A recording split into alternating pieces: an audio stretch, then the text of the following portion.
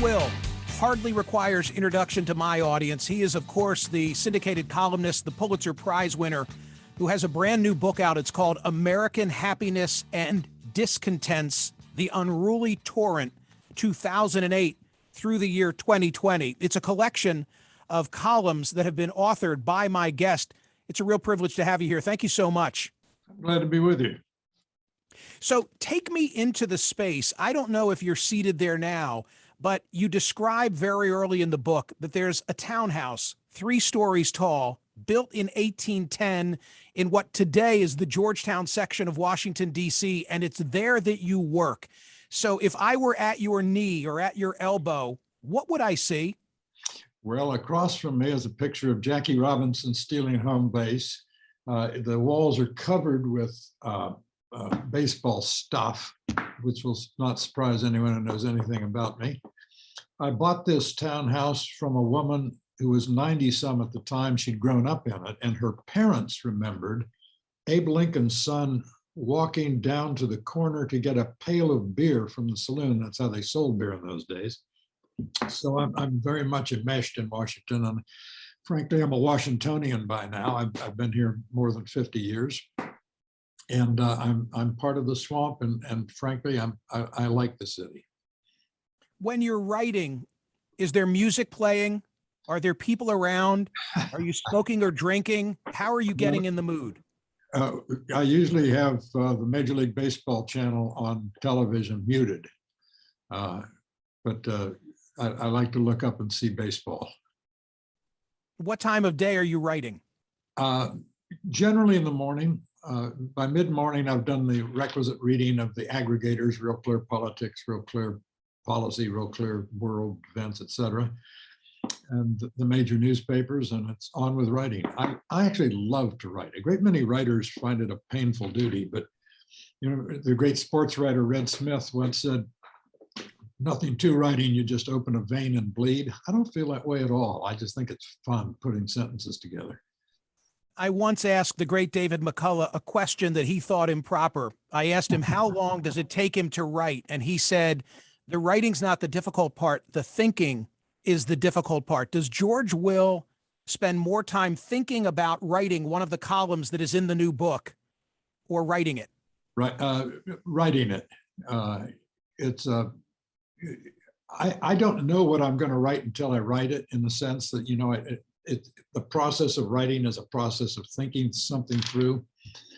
I think it was Peter DeVries, who I think is the wittiest American writer, the late Peter DeVries since Mark Twain, who said, "I write when I'm inspired, and I make a point of being inspired at 9 a.m. every morning." And that's just my view. I've been rehearsing for this moment. Let's see if I can pull it off.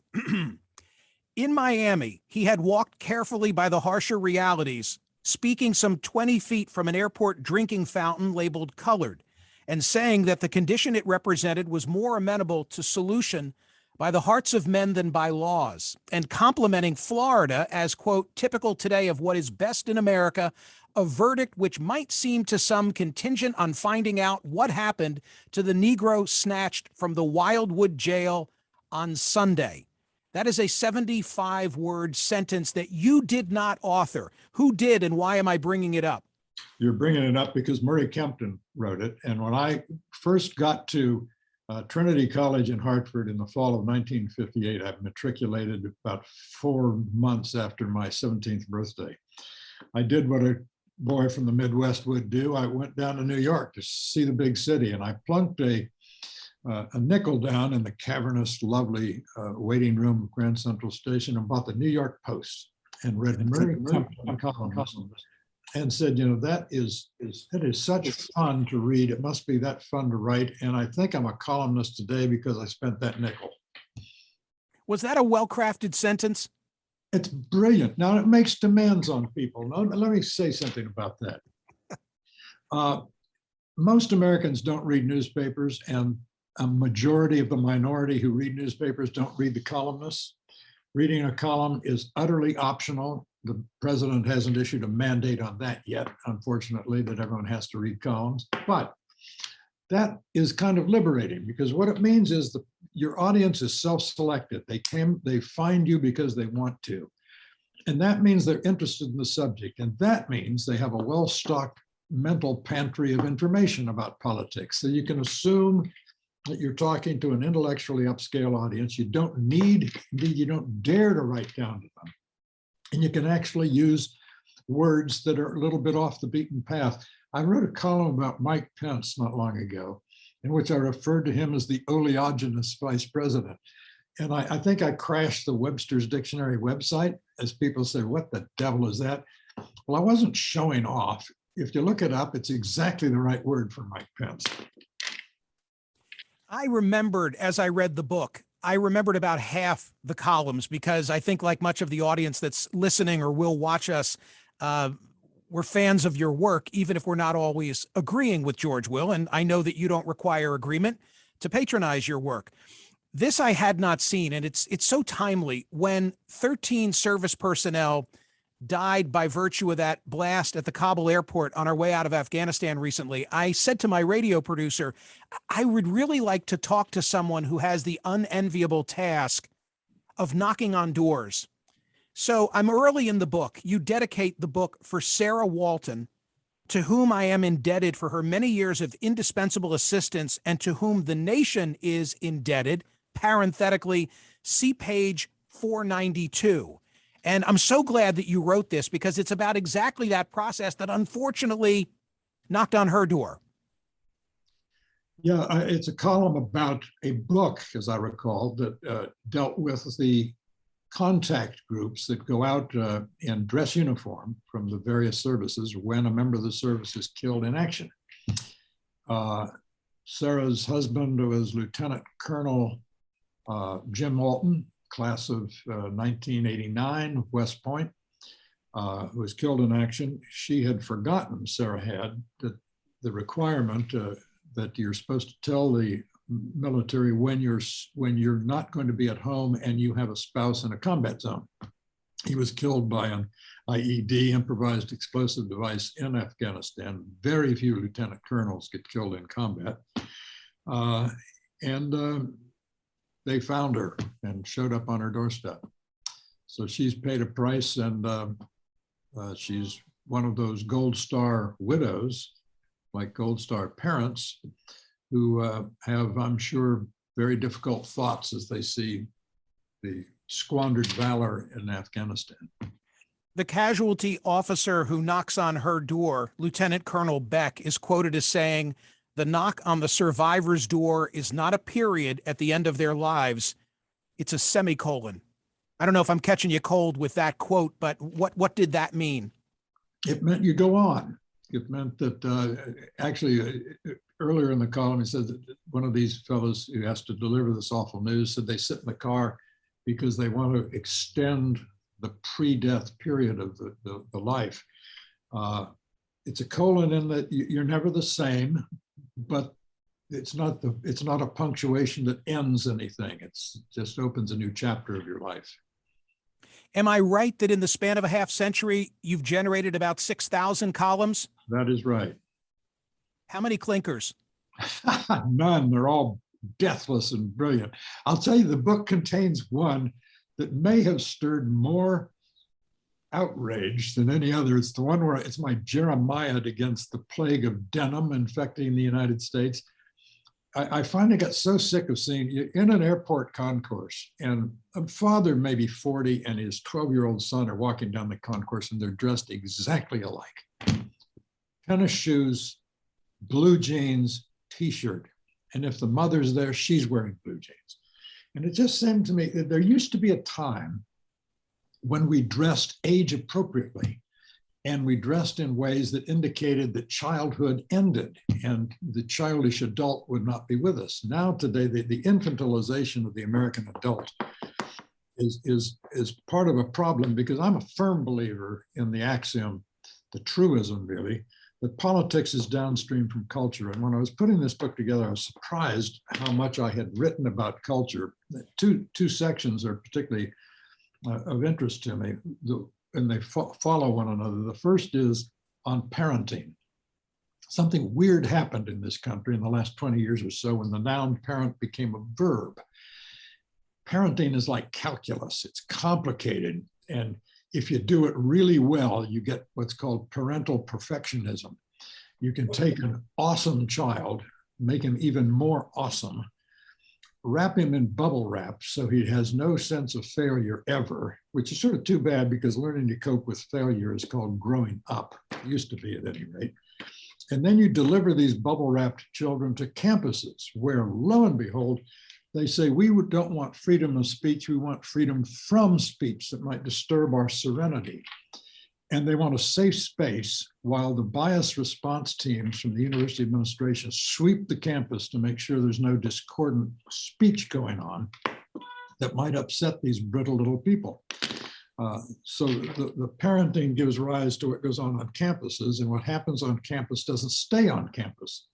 So they graduate and they go to work in America's corporations that then become woke as can be. And the human resources departments go out of their way to continue the bubble wrapped life of these people.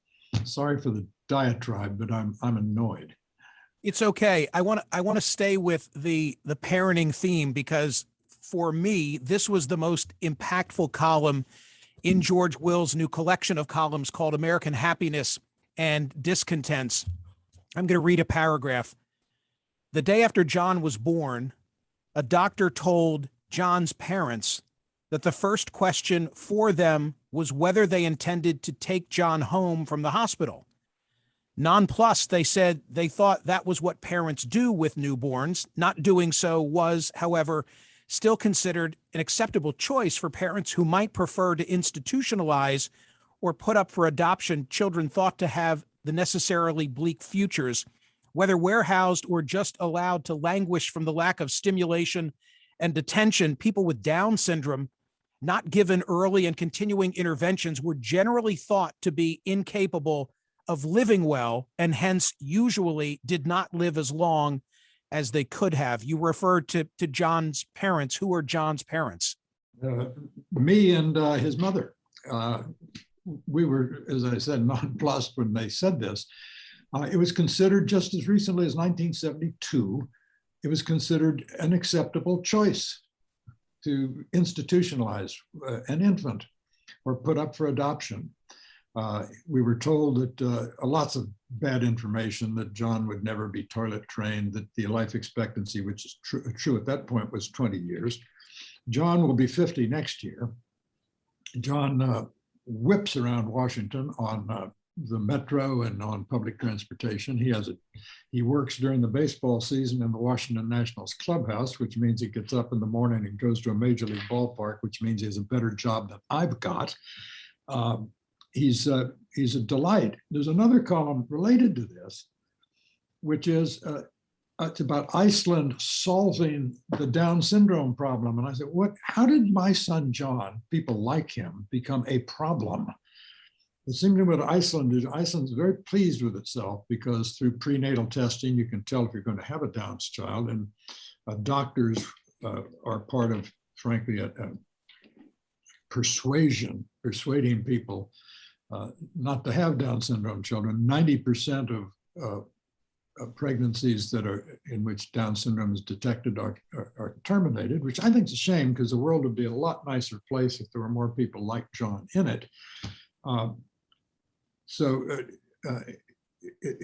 This is, it seems to me, within strict meaning of the word genocide. Genocide is trying to destroy and eliminate a category of people. Well, John's a people, and people like him are being destroyed, and I think it's a shame. Are there columns you wish you could take back? And if so, is anything at the top of that list? Yeah, none are in the book, or I wouldn't put it in, but I think the most foolish column I've written ever might have been, we were approaching the year 2000, and I said, I wanted to pick the man of the millennium, and I picked Thomas Jefferson.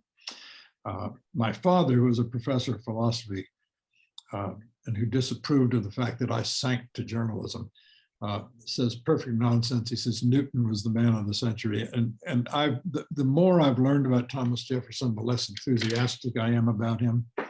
The more I like Hamilton, John Marshall. I think the three most important Americans are Lincoln, Washington, and Chief Justice John Marshall, because he gave us a strong Supreme Court to exercise supervision over the excesses of majoritarian institutions.